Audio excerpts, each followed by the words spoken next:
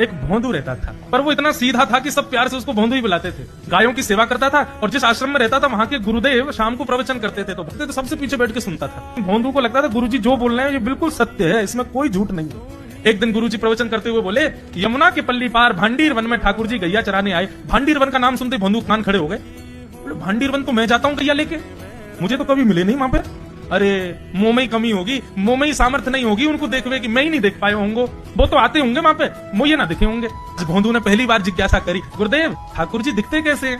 तो गुरुदेव भी हंस गया, अच्छा भोंदू पूछ रहा है, बैठ जाओ बताते हैं। मोर मुकुट पहनते हैं ठाकुर जी, और बोले दो कान हैं लेकिन कुंडल एक ही पहनते हैं। ठाकुर जी ऐसे पुष्प तोड़ के कान के ऊपर लगा लेते हैं, दोनों कानों में एक ही कुंडल को फेर फेर के पहनते। ठाकुर जी पीली पीताम्बरी, ऐसी ठाकुर जी पीली पहनते, पीली पीताम्बरी। माला कैसी पहनते हैं? ठाकुर जी ऐसी पहनते हैं पूरी पैरों तक जाए। ये देखो गुरु जी कह रहे हैं तो निश्चित है भांडीर वन में आते हैं ठाकुर जी।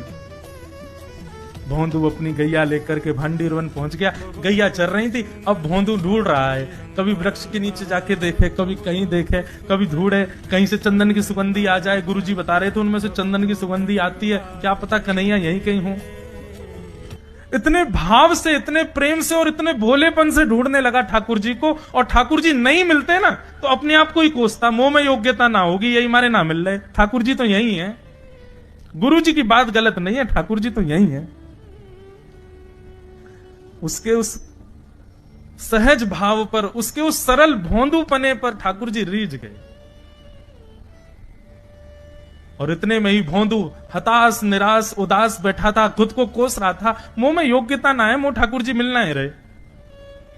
इतने में ही देखा सामने से असंख्य गायों का झुंड आ रहा है, और भोंदू ने जैसे उन गायों को देखा, ऐसी गाय कभी देखी नहीं, अलग गाय, सींग चमक रहे हैं, सींगों के ऊपर के भाग में सोने चांदी मढ़े हुए हैं, ऐसी ऐसी सुंदर सुंदर तंदुरुस्त गैया।